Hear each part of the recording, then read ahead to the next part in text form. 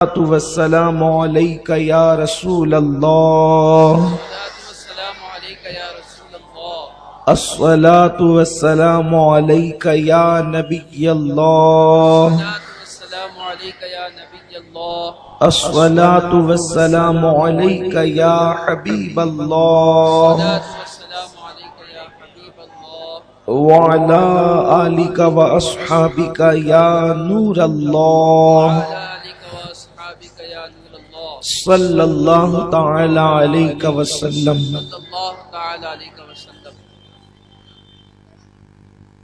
آج اللہ عز و جل اور اس کے محبوب کے کرم خاص سے مولا حسین کی یہ تیسری محفل، اس میں آپ کی میری سب کی حاضری اللہ تعالی قبول فرمائے۔ جن کی محبت میں، جن کی عقیدت میں دور دور سے آپ حضرات تشریف لائے، ان سے محبت کرنے میں ان لوگوں کا کوئی فائدہ نہیں ہے۔ اگر ہم یہ سوچتے ہیں کہ ہم مولا حسین سے محبت کریں تو اس میں مولا حسین کا کوئی فائدہ ہے، ایسا کچھ نہیں ہے۔ اس لیے کہ وہ اتنے بڑے ہیں کہ عرش کی بلندیاں بھی انہیں جھک کر کے سلام کرتی ہیں۔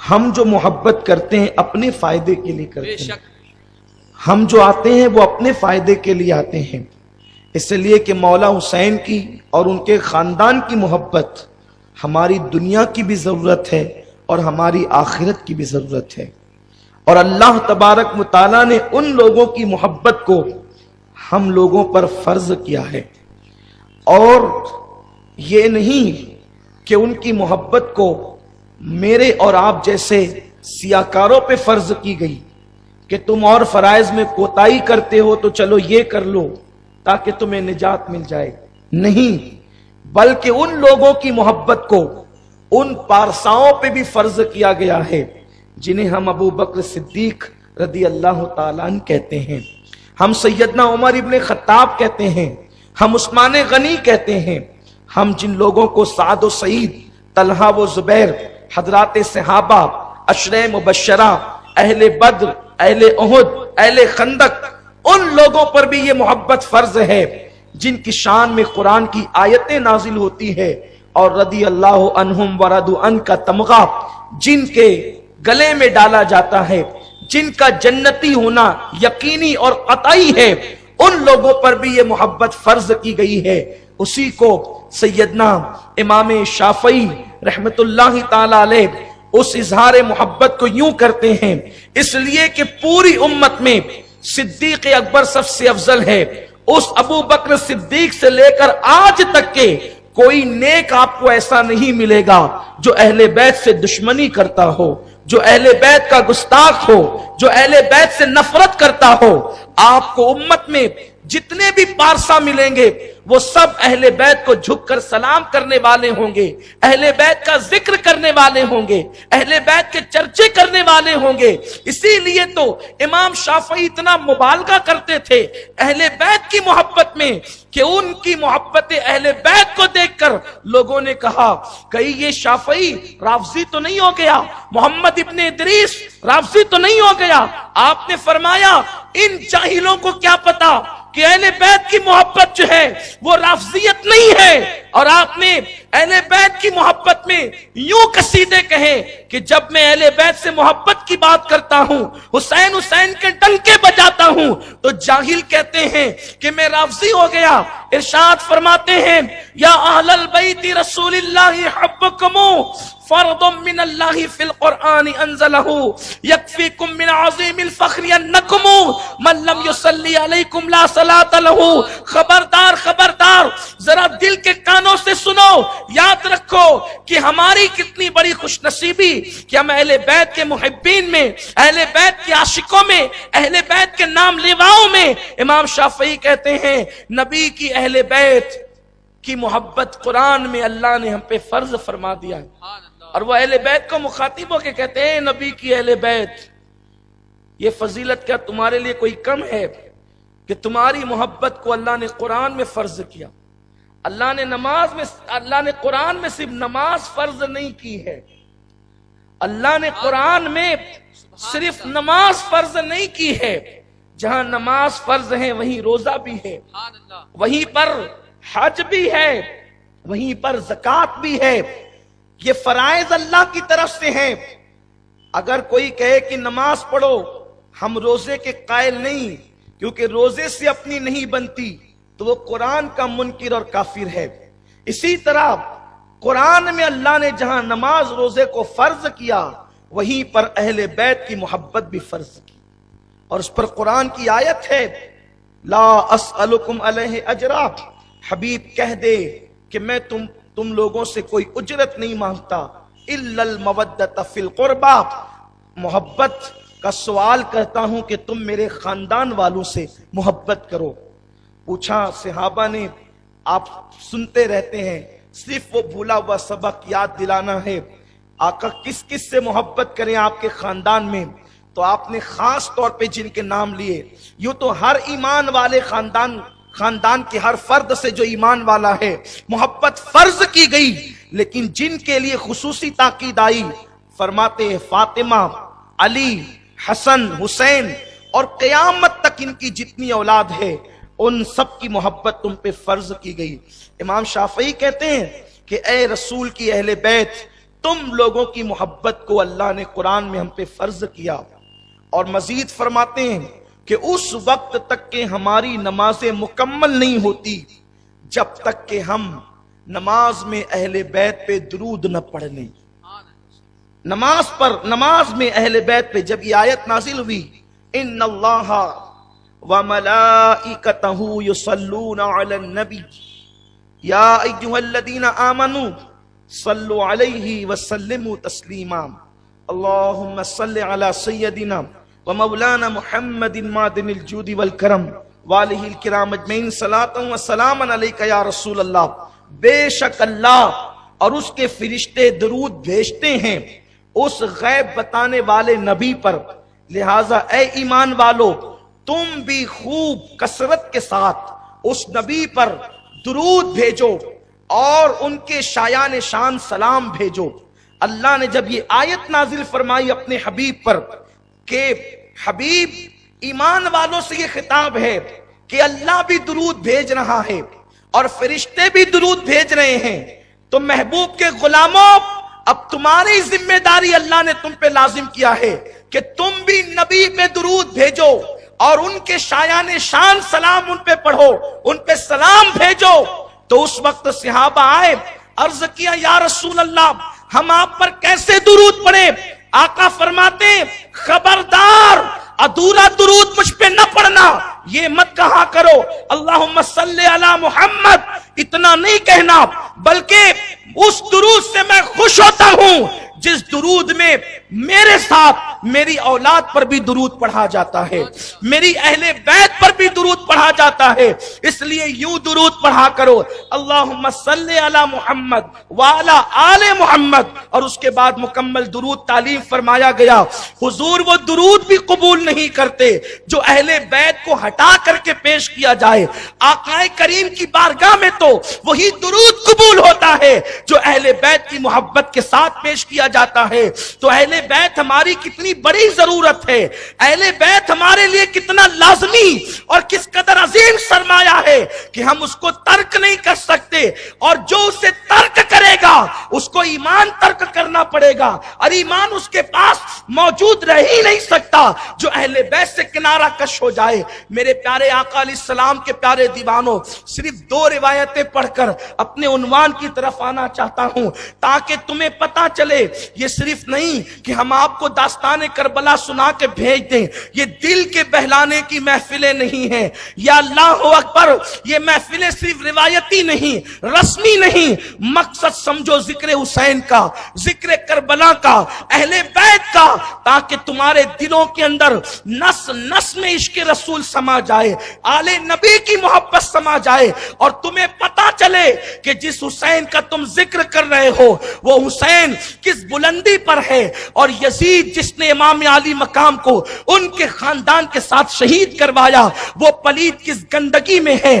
اس لیے کہ مارکہ کربلا اب اس معاذ اللہ اس کا حقدار نہیں کہ اس پر اب مناظرے ہوں، اس پہ بحثیں ہوں کہ کون حق پر ہے. میں بات بس اتنی کرتا ہوں کہ جو لوگ یزید سے ہمدردی رکھتے ہیں ان سے میرا ہاتھ جوڑ کر کے سوال ہے کہ حدیث قسطنطنیہ پڑھ کر کے یزید کو جنت میں گھسیڑنے والے یا یزید کو صحابی کا بیٹا کہہ کر اس کے بارے میں قوم کے اندر نرمی پیدا کرنے والے، بس ہاتھ جوڑ کر اتنا سوال ہے کہ کوئی ایسی حدیث مرفوع لا کر کے بتاؤ جو حسین کی شان میں ہے، ایسے کوئی حدیث یزید کی شان میں لا کے بتاؤ. حسین کی شان میں ایک نہیں. یہ حدیث کا چھوٹا سا طالب علم جب سیاہ ستہ لے کر کے بیٹھے گا تو انشاءاللہ قرآن کی ایک نہیں درجنوں آیتیں حسین کے لیے پڑھ کر کے سنائے گا اور حدیث بھی پڑھ کر کے سنائے گا.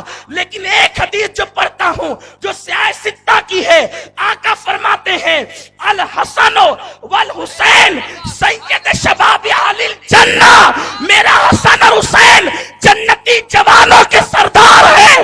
کوئی ایک روایت یزید کے لیے صرف جنت کا سردار نہیں، جنت کا صرف جنتی ہونے پر ایسی مرفوع روایت لے کر کے آؤ، کوئی نہیں لا سکتا.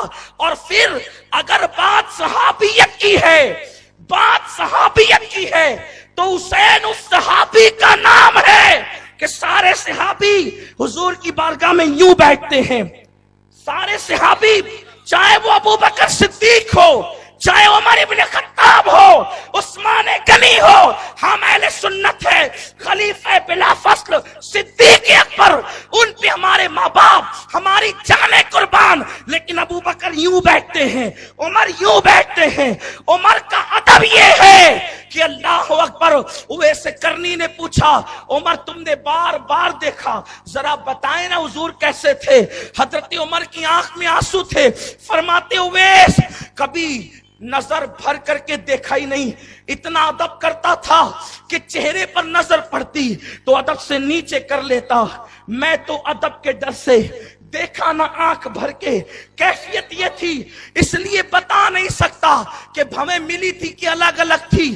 نظر پڑتی تو نور کی کرنیں نظروں کو پھیر دیتی. وہ ابو بکر امت کا امام یوں بیٹھتا ہے. اور جب آیت نازل ہوئی لا ترفعوا اصواتکم فوق صوت النبی کہ نبی کی بارگاہ میں آواز اونچی نہ کرنا، تو حضرت ابو بکر منہ میں پتھر لے کر آتے تھے. یہ سب صحابہ ہیں، عظیم ہیں، لیکن اب میں اس صحابی کا خطبہ پڑھتا ہوں کہ جو یوں نہیں بیٹھتا تھا، جب آتا تھا تو داڑھی سے کھیلتا تھا، جب آتا تھا تو سینے پہ پیر رکھتا تھا، جب آتا تھا تو سینے پہ پیر رکھتا تھا، جب آتا تھا تو کندھوں پہ چڑھتا تھا، جب آتا تھا تو پیٹھ پر حالت نماز میں بیٹھ جاتا تھا اور اس کے لیے سجدے طویل کر دیے جاتے تھے. صحابہ میں ایک صحابی بتا دو جو نبی کے سینے پہ چڑھتا ہے، جو نبی کے کندھوں پہ چڑھتا ہے، جو نبی کے سینے پہ بیٹھتا ہے، جو نبی کی داڑھی سے کھیلتا ہے. اور اتنا عظیم وہ صحابی کے کہتا ہے آپ گھوڑے پہ بیٹھتے مجھے بھی تو بٹھائیں. اس صحابی کی بات کر رہا ہوں، اس صحابی کی. گھوڑا آپ کا مجھے بھی تو بٹھائیں. یہ سب اہل سنت کی کتابوں میں، یہ سب معتبر حدیث ہیں. مجھے بھی تو بٹھائیں. کہا بیٹے ٹھیک ہے حسین. حسین وہ صحابی 2 ڈگری والا ہے نا حسین. وہ صحابی بھی اہل بیت بھی ہے، صحابی بھی اہل بیت بھی ہے. گھٹنے زمین پہ رکھے رسول نے، وہ رسول جس کے تلووں پر جبریل اپنے لب رکھتا ہے، اس رسول نے حسین کے لیے گھٹنے زمین پہ رکھے اور وہ ہاتھ وہ ہاتھ جس کو خدا ید اللہ کہتا ہے وہ حسین کے لیے زمین پہ رکھے. حسین تیرا گھوڑا آ گیا, بیٹھ جا پیٹھ پر. کوئی ہے براق پہ بیٹھنے والے نبی کا راکب, براق پہ بیٹھنے والے نبی کا راکب حسین ابن علی ہے. وہ صحابی رسول, وہ نبی کی پیٹھ پر. اور پھر کا نانا, آپ کے گھوڑے کی بھی تو لگام ہے جو جھٹکا دیتے ہیں آپ. تو مصطفیٰ نے ان زلفوں کو ہاتھ میں لیا جسے خدا واللیل کہتا ہے. ہاں حسین, یہ زلفیں پکڑ اور یہ تیرے گھوڑے کی لگام ہے. اس منظر کو عمر ابن خطاب رضی اللہ تعالی نے دیکھا اور عرض کیا, فرمایا حسین تیری سواری کتنی اچھی ہے, تیری سواری کتنی اچھی ہے. تو حضور نے سر اٹھا کے کہا حسین, حضور نے سر اٹھا کے کہا عمر تجھے سواری اچھی دکھتی ہے, یہ نہیں دیکھتا کہ سوار کتنا اچھا ہے. سبحان اللہ, سبحان اللہ, نعرہ تکبیر, نعرہ رسالت, فکر تاجدار کربلا. سبحان اللہ, سبحان اللہ. ہماری کربلا کی محفل عظمت صحابہ اور عظمت اہل بیت دونوں کو ساتھ ساتھ لیے ہوئے ہیں, کیونکہ ہمارے امام نے کہا ہے اہل سنت کا ہے بیڑا پار, اصحاب حضور نجم ہے اور ناؤ ہے, اطرت رسول اللہ کی. ہمارے ہاتھ میں اللہ نے دو ہاتھ اسی لیے دیے ہیں, اللہ نے دو ہاتھ اسی لیے دیے ہیں کہ ایک میں اہل بیت کا دامن دیا, ایک میں صحابہ کا دامن دیا. بات دور نہ نکلے تو میں نے کچھ حدیثوں کے مفہوم پیش کیے. آپ نہیں کہنا یزید کے متعلق بات ہی نہیں کرنا, اور اگر بات کرنا ہے تو پھر حدیث ہم تک لانا. یزید کا نام لے کر حضور نے کہیں جنتی کہا ہو تو, اور جو حدیث قسطنطنیہ ہے اس میں تو قسطنطنیہ کا بھی نام نہیں ہے. قیصر روم رسول نے فرمایا ہے, روم کے شہر پر آقا نے فرمایا ہے نا, سرکار مدینہ آقا فرماتے ہیں مدینہ قیصر, قیصر کا شہر. حضور علیہ السلام نے قیصر کا شہر کہا ہے.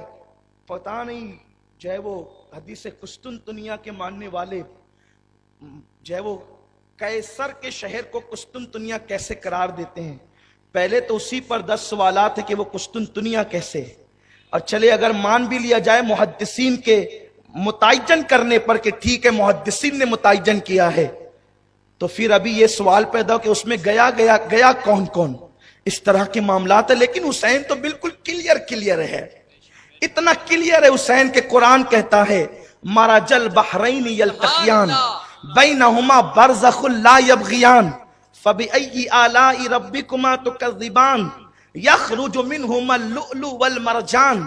کہتے ہیں لوگ کہاں ہے صحابہ, کہاں ہے اہل بیت کی تعریف قرآن میں. ہم کہتے ہیں سید المفسرین ابن عباس سے پوچھ یہ کون ہے مرج البحرین کون ہے, تو ابن عباس کہتے ہیں یہ 2 دریا میں ایک دریا طہارت اور پاکیزگی کا دریا ہے جس کا نام فاطمہ بنت محمد ہے, اور دوسرا دریا دریائے ولایت ہے جس کا نام علی ابن ابو طالب ہے. جب یہ 2 دریا ملتے ہیں تو قرآن کہتا ہے کون کون سی نعمت کو جھٹلاؤ گے, او جھٹلانے والو جھوٹو کون کون سی نعمت کو جھٹلاؤ گے, کس نعمت کو جھٹلاؤ گے. یہ وہ نعمت ہے جس کے صدقے نعمتیں ملی ہے, یہ نعمت وہ ہے نعمت کبریٰ ساری نعمتیں. پھر فرماتے ہیں جب دریا ملتے ہیں تو کوئی نتیجہ نکلتا ہے. میرا اللہ فرماتا ہے یخرج منہما اللؤلؤ والمرجان, پھر اس سے لولو اور مرجان نکلتے ہیں. اس کا ترجمہ اردو دا طبقہ یہ کرتا ہے کہ لال موتی اور ہرے موتی نکلتے ہیں. لال موتی سے مراد میرا حسین ہے, ہرے موتی سے مراد حسن مجتبی ہے. یہ مفسرین ابن عباس کا گھر کوئی بریلی میں نہیں تھا, ابن عباس مدینے میں رہتا تھا, جس کو گھٹی دی تھی رسول اللہ صلی اللہ علیہ وسلم نے, اور عرض اللہ کی بارگاہ میں عرض کی تھی اللہم یفقہہ فی الدین, اللہ اسے دین کی سمجھ عطا فرما. اور صحابہ تو کہتے ہیں کہ جب ابن عباس کی تفسیر تجھ تک پہنچ جائے تو تجھے اسی پر اکتفا کر لینا چاہیے۔ بہرحال یہ ایک الگ عنوان ہے، عرض یہ کر رہا تھا دیکھو حضور نے محبت کی، اور بلکہ ایک مقام پر تو حضور نے مولا حسین کو اٹھا کے کہا اللہ میں حسین سے محبت کرتا ہوں، تو بھی اس سے محبت فرما، اور جو میرے حسین سے محبت کرے ان سے بھی تو محبت فرما۔ انشاءاللہ یہ سلسلہ چلتا رہے گا۔ جو دو روایتیں پڑھنی تھی اب اس میں سے ایک کو چھوڑ دیتا ہوں، صرف ایک روایت پڑھتا ہوں اور اپنے عنوان کی طرف چلتا ہوں۔ حضرت مولا حسین کا ابھی جو ہے وہ عمر کا 3 سال ہے، 3 یا 3.5 سال کی عمر ہوئی ہے۔ آقائے کریم صلی اللہ علیہ وسلم کی بارگاہ میں جیسا کہ میں نے ابھی حدیث کا مفہوم پیش کیا، آتے ہیں دوڑ کر، کبھی حضور کی داڑھی میں انگلیاں کرتے ہیں اس طریقے سے، کبھی حضور کا بٹن کھول لیتے ہیں اور بٹن کھول کر کے سینے کے اندر منہ ڈالتے ہیں۔ اللہ اکبر، حسین تو کیا کیا سونگتا ہے، یہ تو تیرا اپنا سونگنا ہی عجیب ہے۔ اللہ اکبر، حضور کے سینے مبارکہ کے بٹن کھول لیتے ہیں اور اس میں اپنا جو ہے وہ چہرہ داخل کرتے ہیں۔ بلکہ حدیث میں یہ بھی آیا ہے، یہ تو سیاہ ستہ کی روایت ہے، کہ جب امام علی مقام مسجد میں آ جاتے اور حضور نماز میں ہوتے، توجہ فرمائیں، بات نکلتی جا رہی ہے مولا حسین کے فیضان سے تو بات آگے بڑھتی جائے گی۔ اللہ اکبر، مسجد میں آتے ہیں، نبیوں کا امام نماز پڑھ رہا ہے۔ کون؟ نبیوں کا امام۔ ان کی نماز ایسی کہ ساری دنیا نے ان سے سیکھا۔ میرے آقا فرماتے ہیں نماز ایسے پڑھو جیسے مجھے پڑھتا ہوا دیکھتے ہو۔ نماز کیسے پڑھو؟ کیسے پڑھو؟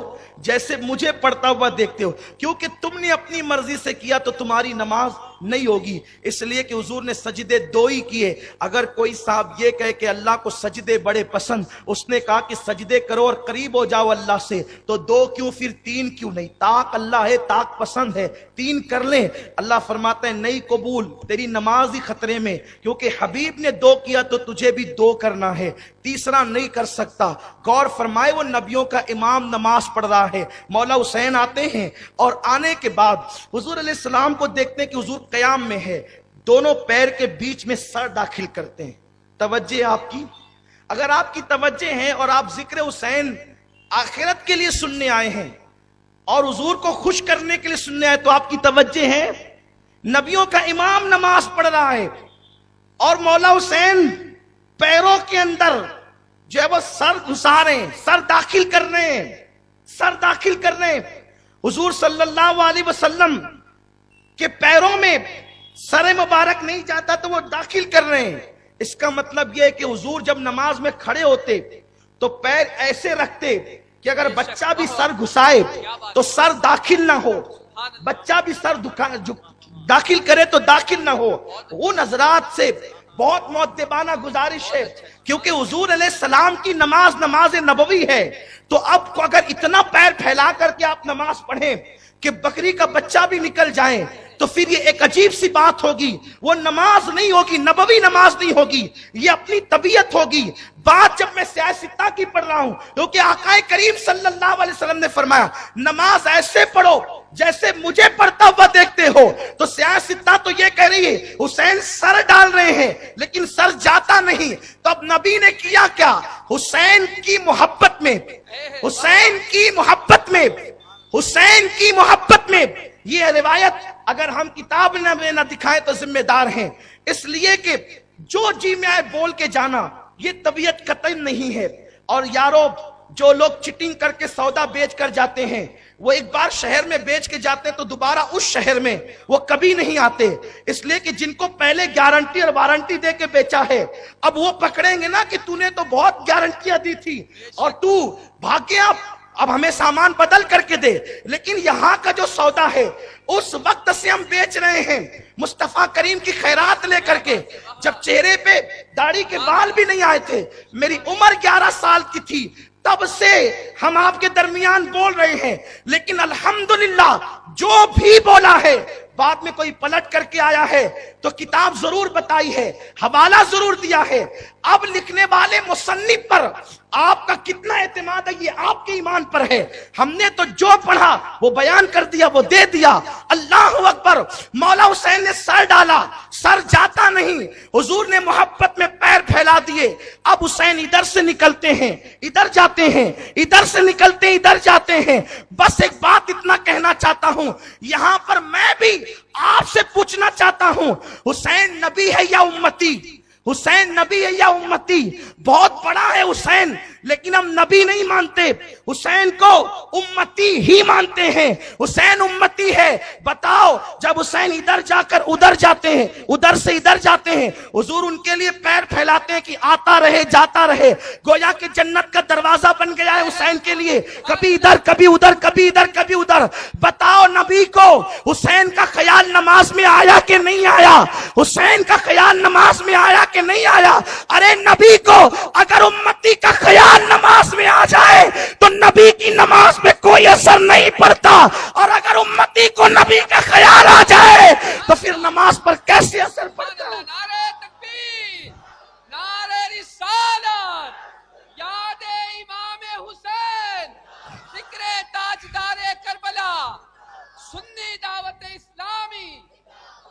برا ہو ان انگلیوں کا جہنم کی آگ میں پگھلے وہ انگلیاں جس نے یہ لکھا کہ نبی کا خیال اگر نماز میں آئے تو گدھے اور بیل کے خیال سے معاذ اللہ برا ہے، استغفر اللہ۔ اسی لیے لوگوں اپنے ایمان کی حفاظت کرو۔ میں آج چونکہ مولوی کی بات نہیں کرنے بیٹھا، میں تو ان مولاؤں کی بات کرنے بیٹھا ہوں جہاں مولوی غلام بن کر کے مولا بنتا ہے۔ مولوی ہرگز نشد، مولائے روم تا غلام شمس تبریزی نشد۔ حسین مولا کا بچپنا ہے، بچپنا 3 سال کی عمر ہے۔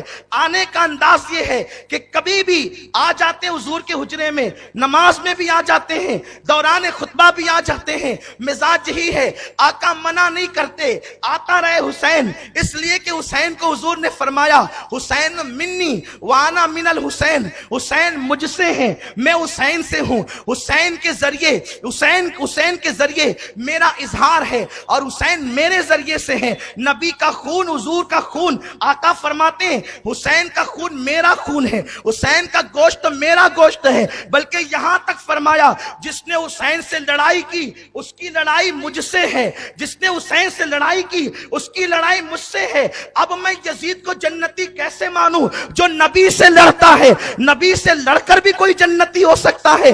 آقا فرماتے ہیں کہ جو حسین سے لڑے میری اس سے لڑائی، جو حسین سے نفرت کرے ہماری اس سے نفرت، جو حسین سے اعلان جنگ کرے اس سے ہمارا اعلان جنگ۔ اس کے بعد ہوا کہ مولا حسین آئے، آ کر گود میں بیٹھے، وہی داڑھی حضور کی، وہ داڑھی مبارک، خط حال ماں زلف ابر اجل، وہ مبارک خط، قربان جائیں کالی کالی داڑھی پر گورا گورا وہ خوبصورت گلابی رنگت والا چہرہ یوں لگتا تھا۔ حضرت ابی حالہ یوں کہتے ہیں جیسے کسی نے آبنوشی رحل پر چاندی کا قرآن رکھ دیا ہو۔ حضور کا چہرے انور یوں لگتا تھا۔ آئے، داڑھی میں ہاتھ ڈالا، کپڑے کے بٹن کھولے، اور حضور کے صحابہ میں ایک صحابی ہیں جو بہت خوبصورت تھے۔ حضور کا تو ہر صحابی ہمیں خوبصورت لگتا ہے، اس لیے کہ ہم جلد نہیں دیکھا کرتے، ہم دل دیکھا کرتے ہیں۔ ہر صحابی، لیکن ظاہری رنگت میں بھی ایک صحابی بہت خوبصورت تھے، ان کا نام ہے دحیہ کلبی، اور وہ اپنے قبیلے کے سردار تھے۔ حضور کو بڑی تمنا تھی، کچھ لوگ ایسے ہوتے ہیں جن سے پیار ہوتا ہے، تو دحیہ کلبی سے حضور کو پیار تھا کہ کسی طرح یہ ایمان لے آئے، اور جب انہوں نے ایمان لایا تو 700 لوگ ایمان لائے۔ اور ان کے ایمان لانے کی داستان بھی بڑی عجیب ہے کہ جب وہ آئے ہیں تو حضور نے اپنی چادر ان کے لیے بچھا دی ہے، انہوں نے چادر اٹھا کے حضور کو پیش کی، مسلمان ہوئے۔ تو وہ حضور کی بارگاہ میں جب آتے تھے تو ان کی عادت تھی حضور کے شہزادوں کے لیے کچھ نہ کچھ پھل لے کر آتے تھے، خشک میوے لے کر آتے تھے۔ جب بھی آیا حضور کی بارگاہ میں کچھ نہ کچھ لے کے آئے کہ حضور کے حسن حسین جو شہزادے ہیں، دیکھو یہ صحابی لوگ ہیں، صحابی ہو کر کے ان آقاؤں سے کتنا پیار کرتے ہیں، کیونکہ قرآن کا جو حکم، وہ قرآن سمجھنے والے لوگ تھے۔ کچھ نہ کچھ لاتے اور جیب میں رکھ کر لاتے، کبھی ہاتھوں میں ہوتا۔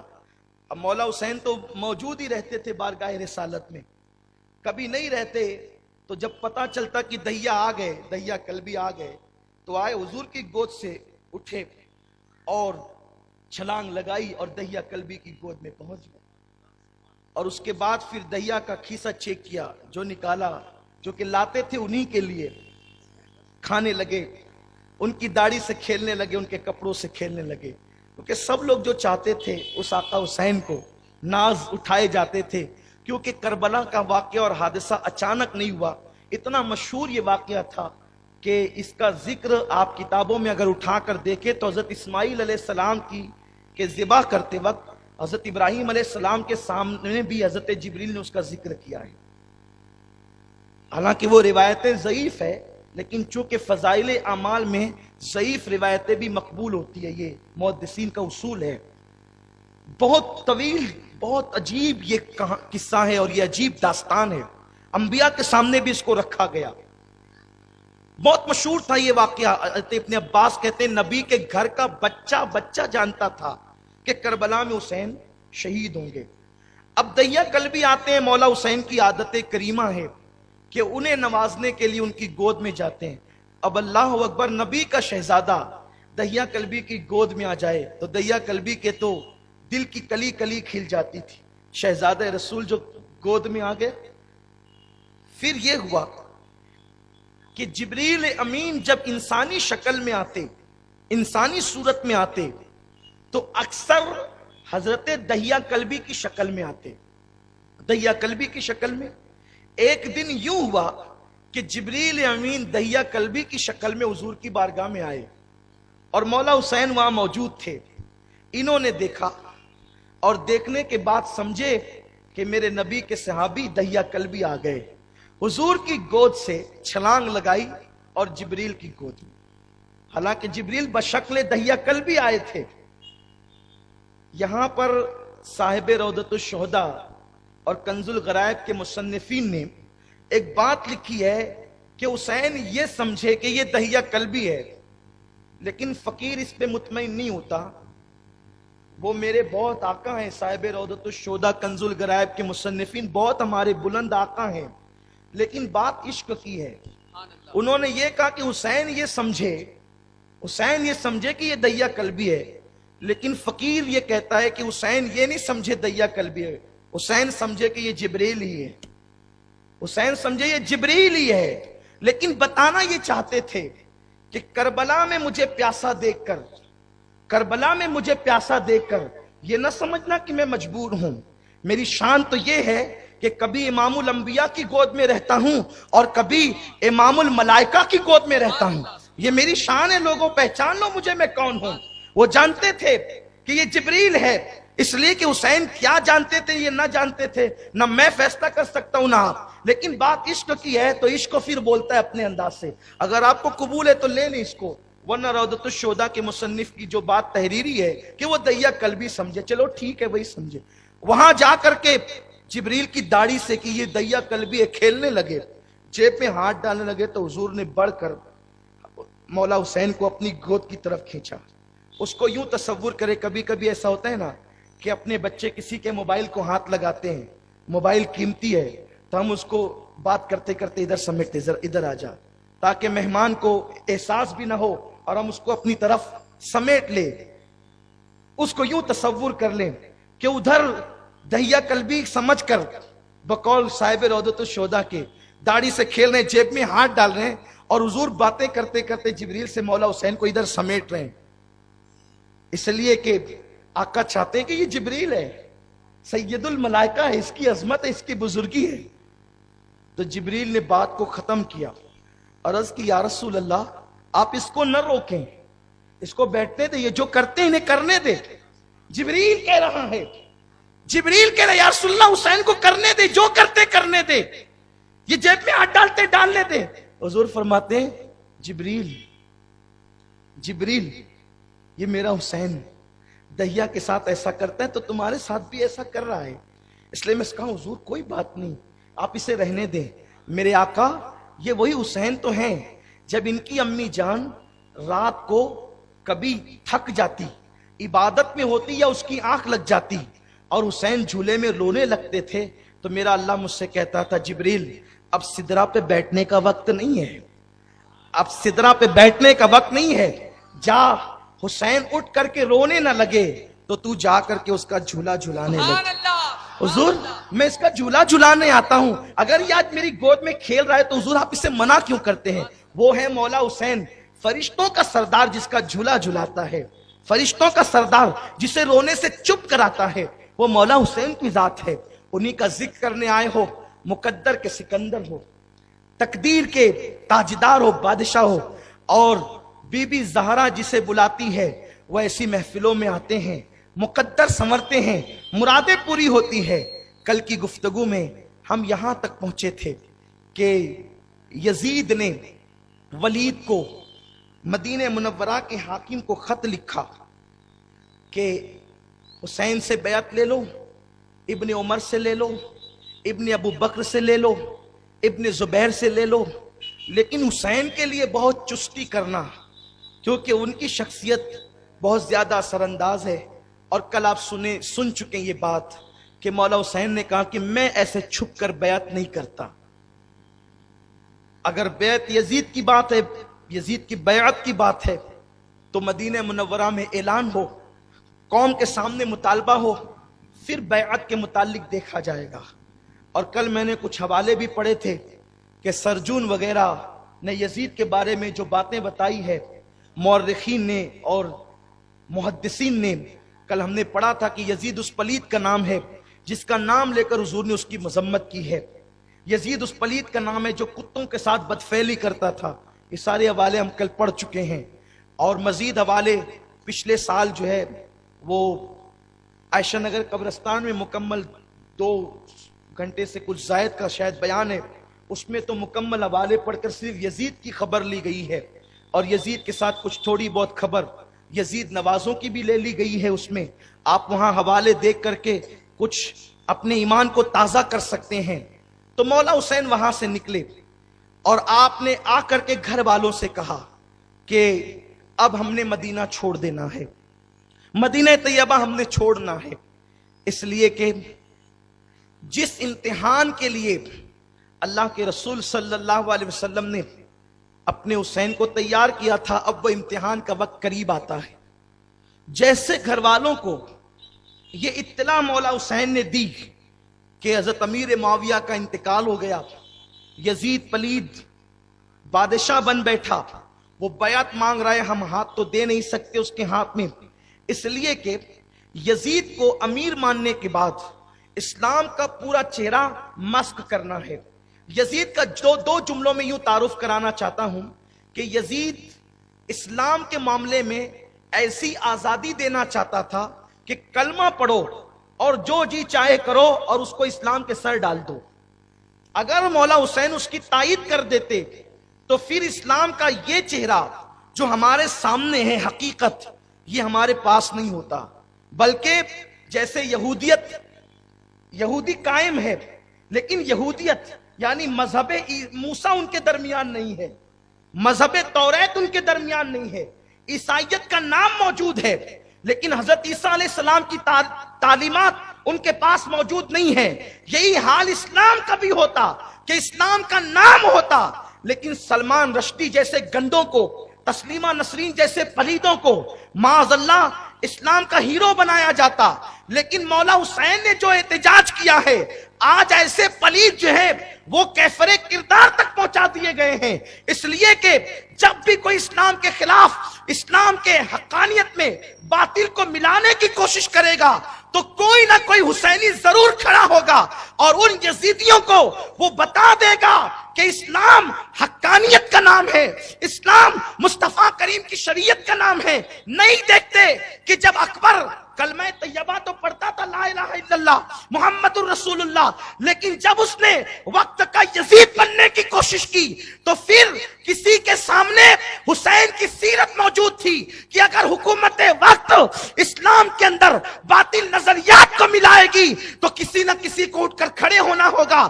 اپنی طاقت نہیں دیکھنی ہوگی, اپنی قوت نہیں دیکھنی ہوگی, اسباب پہ نظر نہیں کرنا ہوگا. مسبب الاسباب کے بھروسے, مدینے والے کے بھروسے حق کو لے کر کھڑے ہونا ہوگا. کٹیں گے لیکن جیت حقانیت کی ہوگی.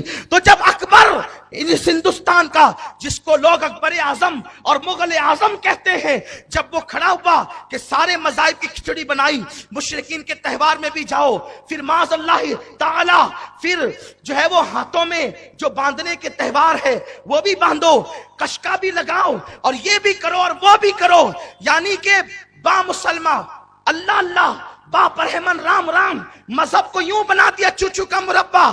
تو اس وقت حسین سے نسبت رکھنے والا وہ فاروق اعظم کا شہزادہ جسے دنیا شیخ احمد سر ہندی فاروقی کہتی ہے, جس کو لوگ مجدد الفسانی کہتے ہیں, وہ اٹھ کر کے کھڑا ہوا, حسین کی سنت کو زندہ کیا. اور دنیا یہ کہہ رہی تھی فیضی جیسے لوگ, ابو الفضل جیسے لوگ بک رہے تھے اور کہتے تھے یہ مجدد الفسانی کہلانے والا کہاں پر سکتا ہے, احمد سر ہندی حکومت سے ٹکر کیا لے سکتا ہے, اٹھا کے جیل میں ڈال دیے گئے. لیکن دنیا نے دیکھا اکبر کا باطل نظریہ دم توڑ گیا اور مجدد الفسانی کی حق کی آواز آج تک ہند کے گوشے گوشے میں باقی ہے.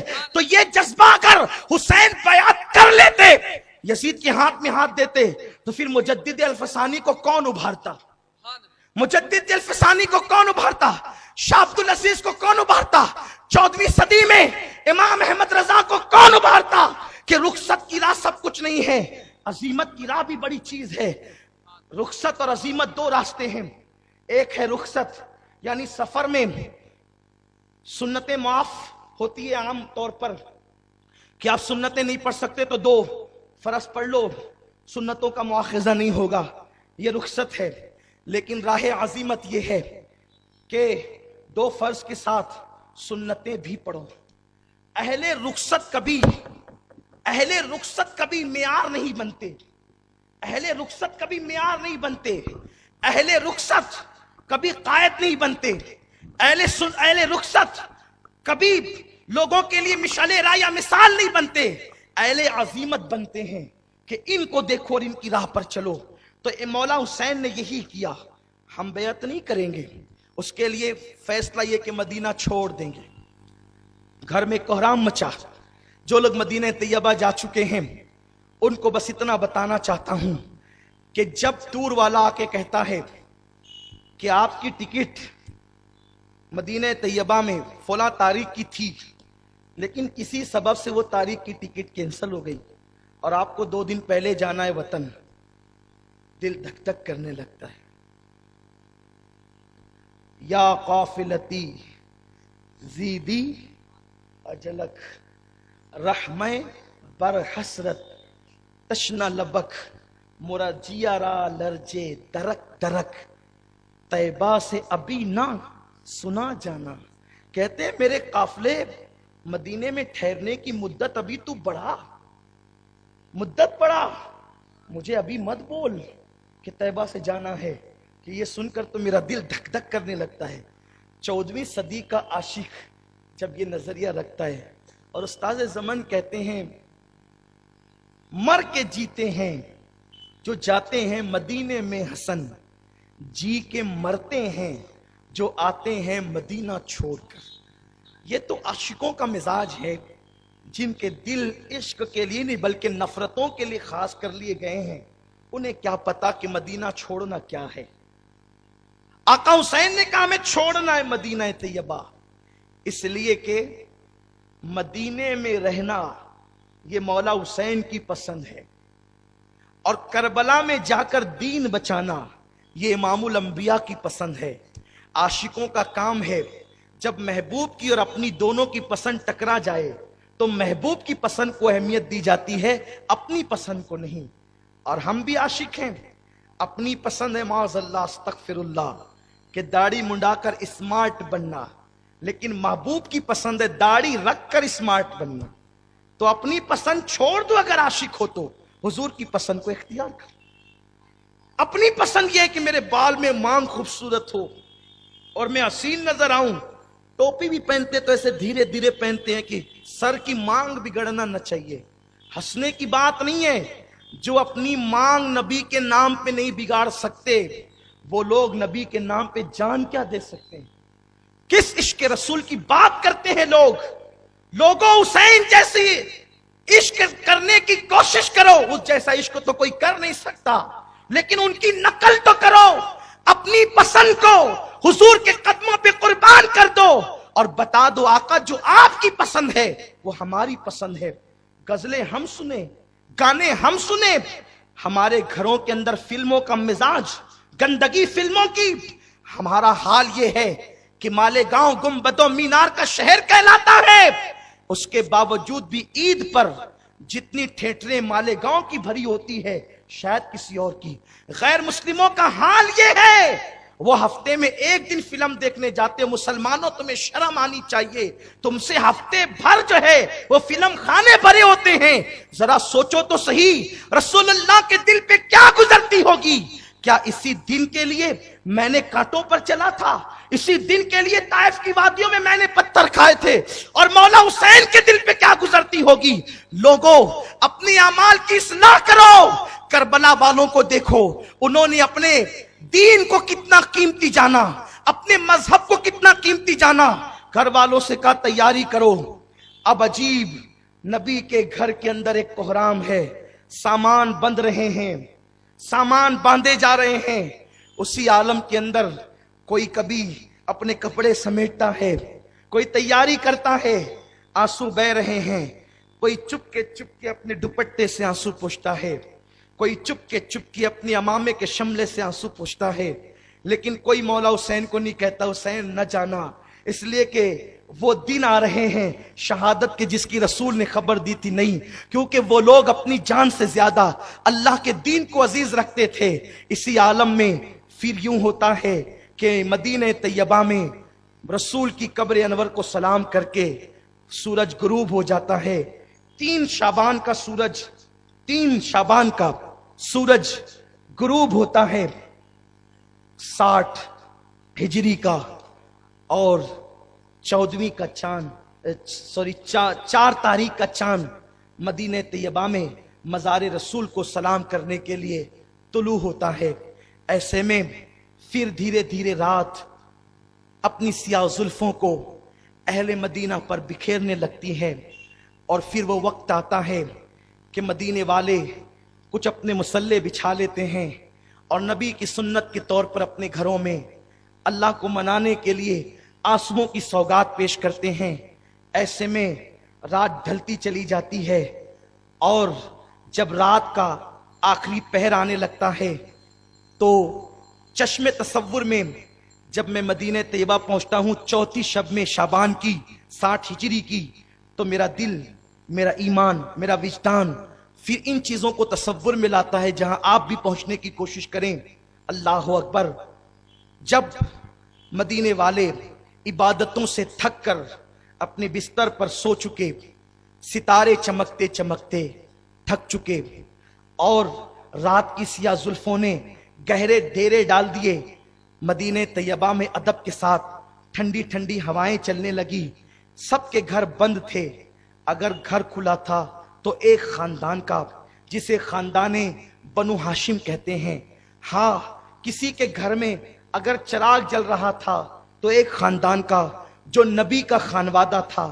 ایسے میں اس کھلے ہوئے دروازے سے ایک کم و بیش 55 سال اور کچھ مہینے کی 55 سال اور کچھ مہینے کی عمر کا ایک شخص نکلتا ہے جس کی داڑھی اس عمر میں بھی سیاہ اور کالی تھی. اتنا حسین تھا وہ کہ جب اس نے باہر قدم نکالا تو اس کے چہرے سے نور کی وہ کرنیں نکلی کہ یوں لگتا تھا جیسے کسی نے سیاہ رات میں اچانک چاند کو زمین پہ اتار دیا ہو یا قندیل روشن کر دی ہو. وہ اپنے ہی چہرے کی روشنی میں چلتے چلتے بوجھل قدموں سے غم سے نڈھال جنت البقیع میں جاتا ہے. کچھ لوگوں نے پہلے در رسول کا ذکر کیا ہے، بعض مورخین نے پہلے جنت البقیع کا ذکر کیا ہے۔ اسی جوان کو جنتی جوانوں کا سردار رسول اللہ نے کہا تھا، اس جوان کا نام حسین ابن علی ہے۔ وہ جوان جیسے ہی جنت البقیع میں قدم رکھتا ہے، سامنے ہی اس کی پیاری پیاری امی کی قبر تھی۔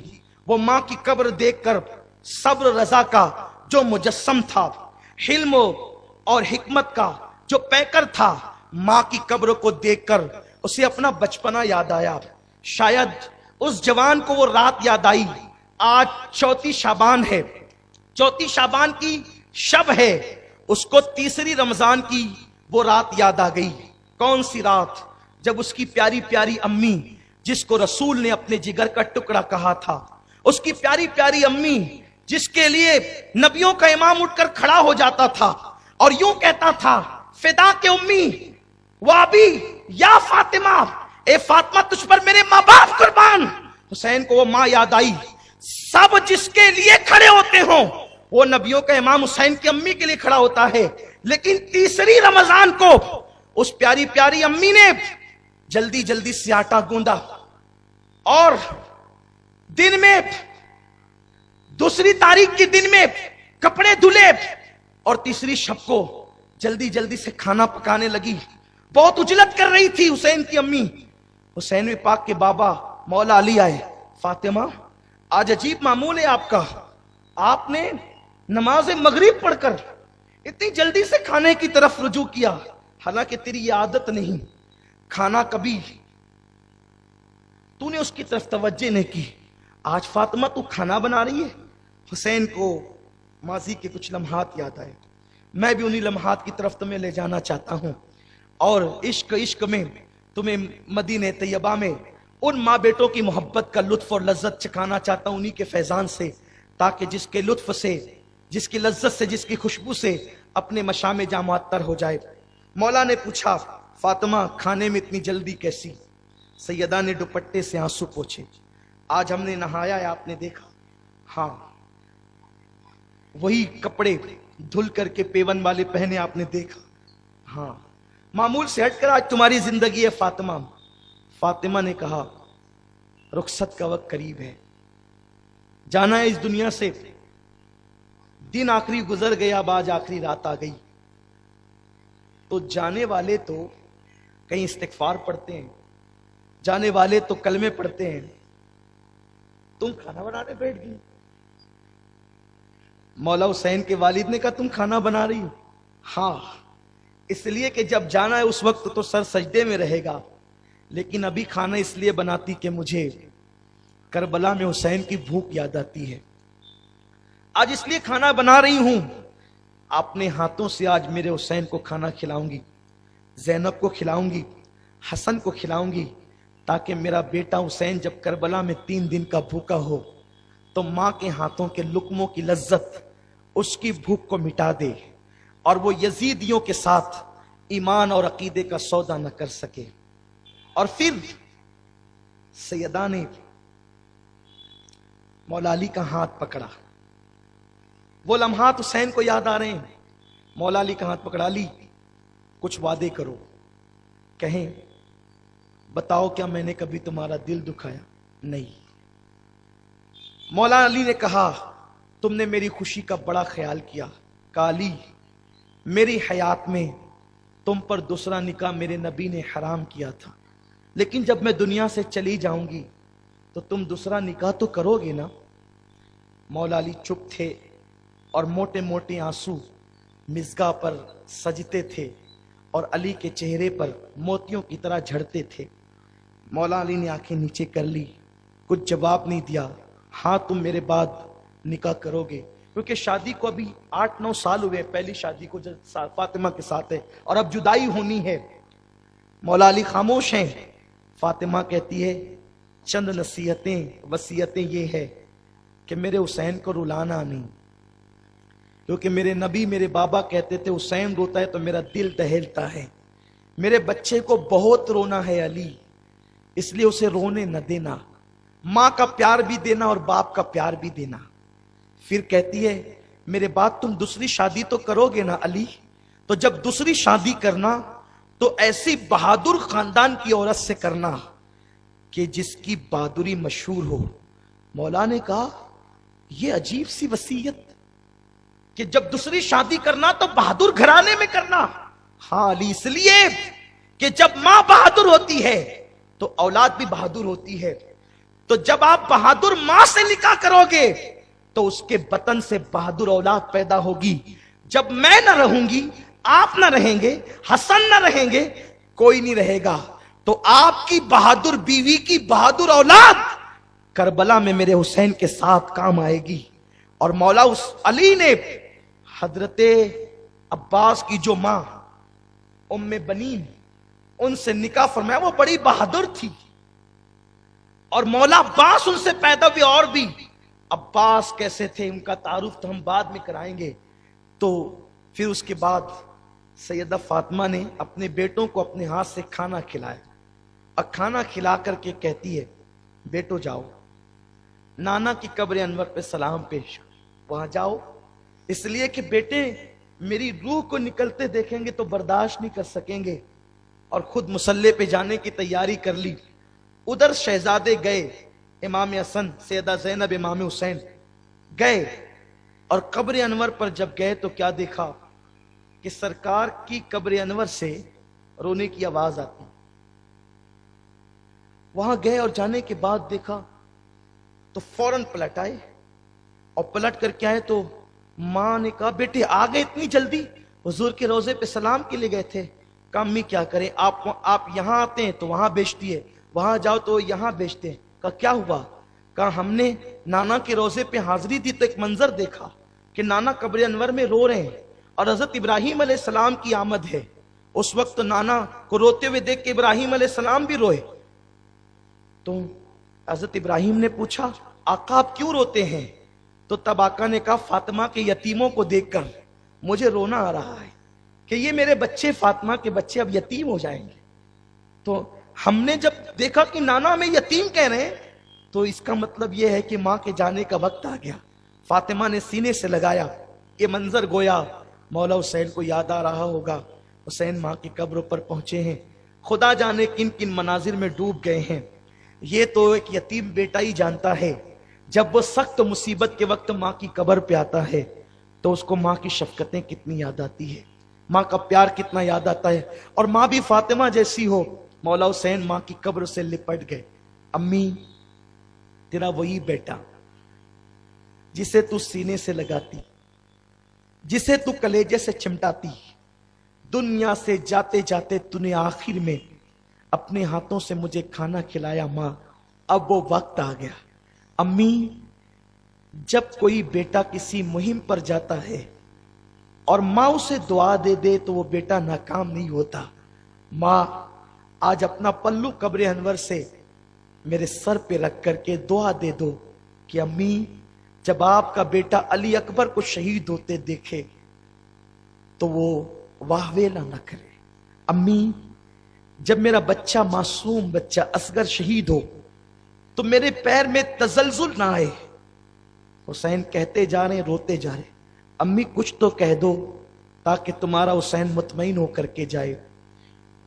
صوفیاء کرام نے بہت سی باتیں کہی ہیں لیکن میں اس کی طرف نہیں جاتا۔ ایک تو وقت کی قلت بھی ہے اور یہ صوفیاء کا مجمع بھی نہیں ہے۔ جب اہل دل ہوتے ہیں تو اہل دل کے سامنے دل کی بات رکھی جاتی ہے۔ لیکن مولا حسین ماں کی قبر سے لپٹے، قبر پر زلزلے سے جھٹکے آنے لگے، قبر میں حرکت پیدا ہو گئی، گویا کہ فاطمہ الزہرا سلام اللہ علیہا اپنے بیٹے کی داستان غم سن کر لرز گئی ہیں، اور پتہ نہیں فاطمہ الزہرا نے بیٹے کے سر پہ کس طریقے کے ہاتھ رکھے اور کس طریقے کی کیفیت ہوئی۔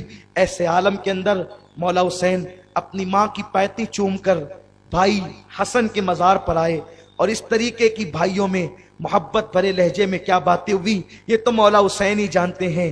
اور پھر اللہ اکبر خصوصیت کے ساتھ اپنے ماموں حضرت ابراہیم ابن محمد کے مزار پہ آئے، کہا ماموں میرے اوپر آپ کے بابا نے آپ کو قربان کر دیا تھا، اب میں دین کے لیے قربان ہونے جاتا ہوں، ماموں مجھے اجازت عطا فرمائیں۔ اور پھر बकी में उम्मतुल मोमिनीन की कब्रों को सलाम किया। बकी उस वक्त सन्नाटे में था और गमों में डूब गया। हुसैन पिछले पैर माँ की कब्र को हसरत भरी निगाह से देखते हुए पलटे। ऐसा लगता था गोया कि अहले बकी अपनी कब्रों से झांक झांक कर उस जाने वाले को आखिरी मर्तबा देख रहे हों। हुसैन वहां से निकले और नाना के मजार पर आए, और आने के बाद नाना के मजार पे लिपट गए। वही कंधों पे बिठाना, मिंबर से नीचे आना, सजदों को तवील देना, अपनी जबान को मुंह में डालकर चुसाना, अपने सीने से चिमटाना, अपने सीने पे पैर रख के खड़ा करना, जुल्फों को हाथों में देना, जिद करने पर सीने से लगाकर अपनी पेशानी को हुसैन की पेशानी से रगड़ना।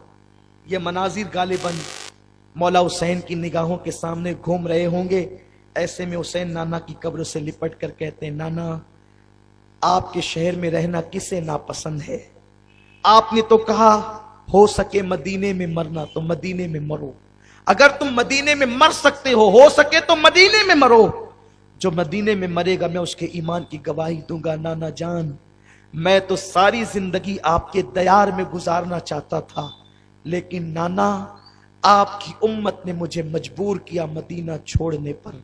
हुजूर मैं कभी भी मदीना न छोड़ता, लेकिन आपकी उम्मत ने मुझे इतना तंग किया है, ईमान पे बनाई है, इस्लाम पे बनाई है।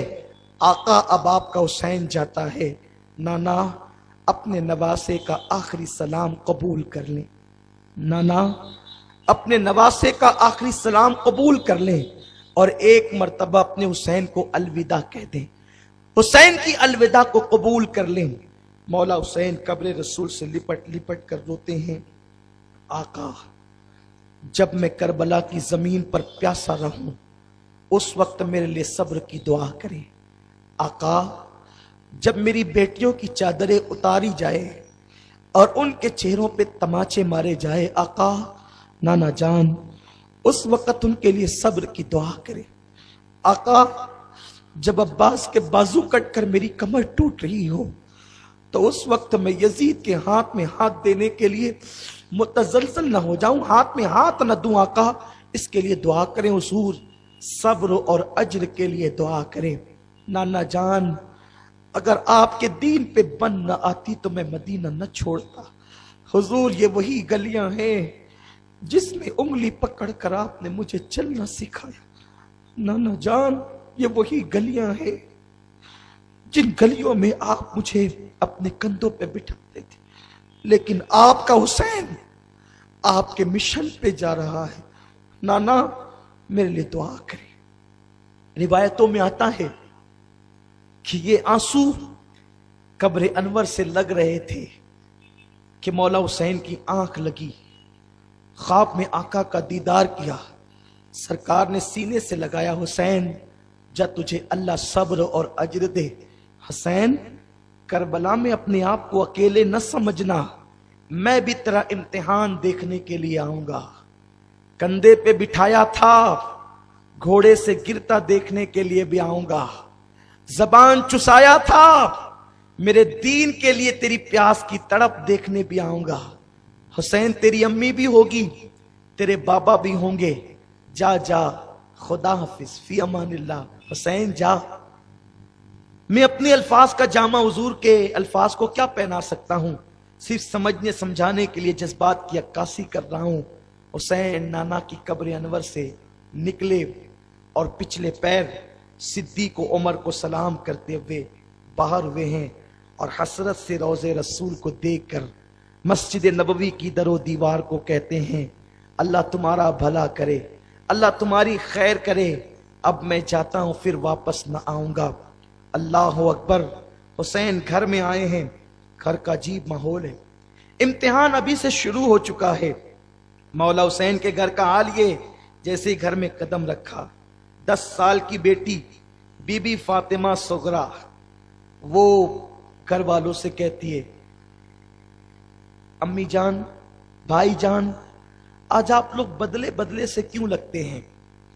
सबके कपड़े भरे जा रहे हैं, सबका सामान बांधा जा रहा है, हत्ता के मासूम अली असगर जो अभी 1 महीने का है اس کے کپڑے بھی سمیٹے جا رہے ہیں، اس کا جھولا بھی گھر سے نکال کر کے صحن میں رکھ دیا گیا ہے. آپ لوگ میرے کپڑے کیوں نہیں رکھتے؟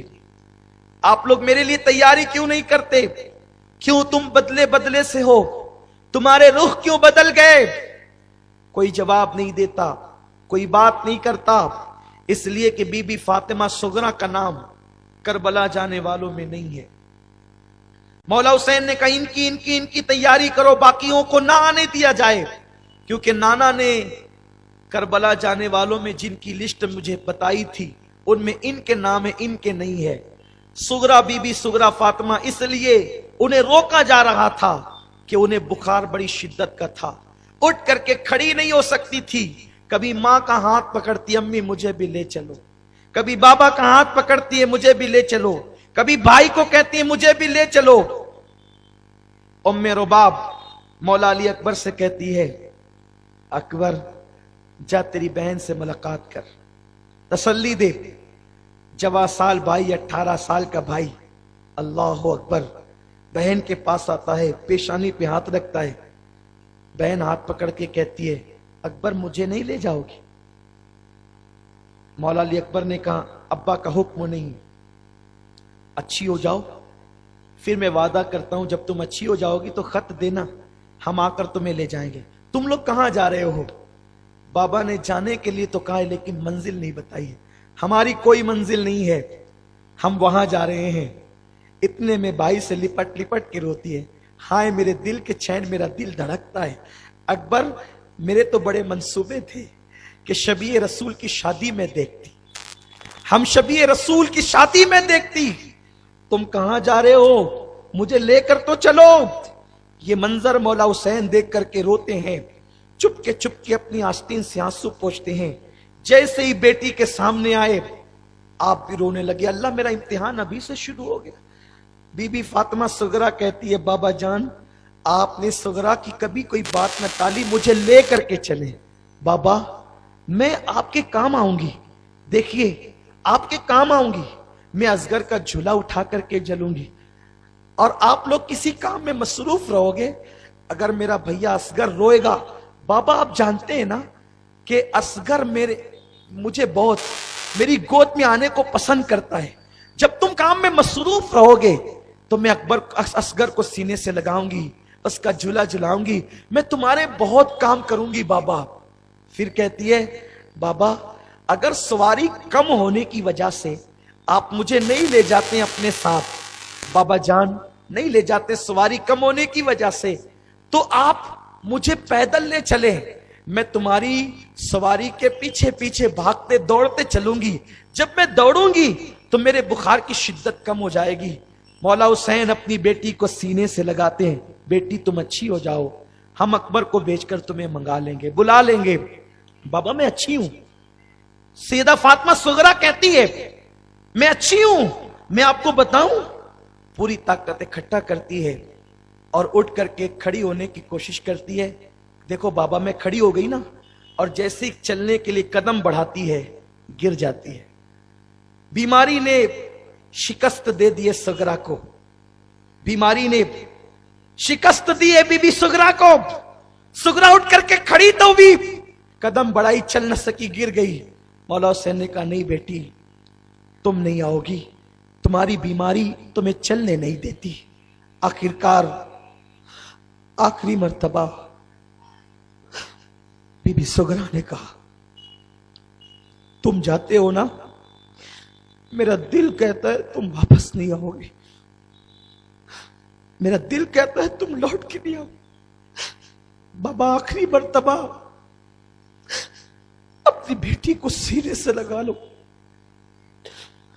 پھوپھی زینب تمہاری بات بابا نہیں ٹالتے، مجھے لے کر کے چلو.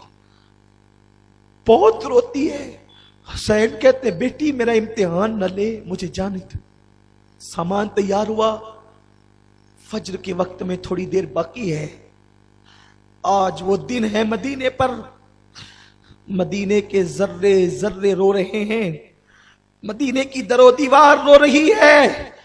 ایک دن وہ تھا آج سے 60 سال پہلے جب اہل مدینہ حضور کے इस्तकबाल के लिए मदीने मुनव्वरा में छतों पे चढ़ के गलियों में आके हुजूर को देखते थे। हुजूर आ रहे, हुजूर आ रहे। आज हुजूर का अमीन, हुजूर का अलम बरदार, हुजूर का नवासा बेकसी और बेबसी के आलम में मदीने तैयबा से रुखसत होता है। घोड़े, ऊंट, सामान लादा जा रहा है। काफला सवार, काफले में जाने वाले सवारियों पे सवार होते हैं पर्दा नशीन बीबियां जिनके दुपट्टों को कभी चांद और सूरज ने नहीं देखा।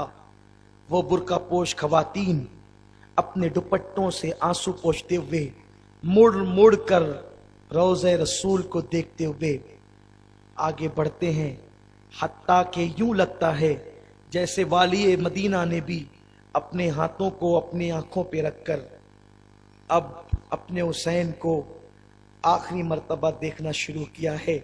मदीने की दीवार उस काफले से कहती है, मस्जिद नबवी की दीवार जरा पलट भी जाओ ना, एक बार फिर देख लो।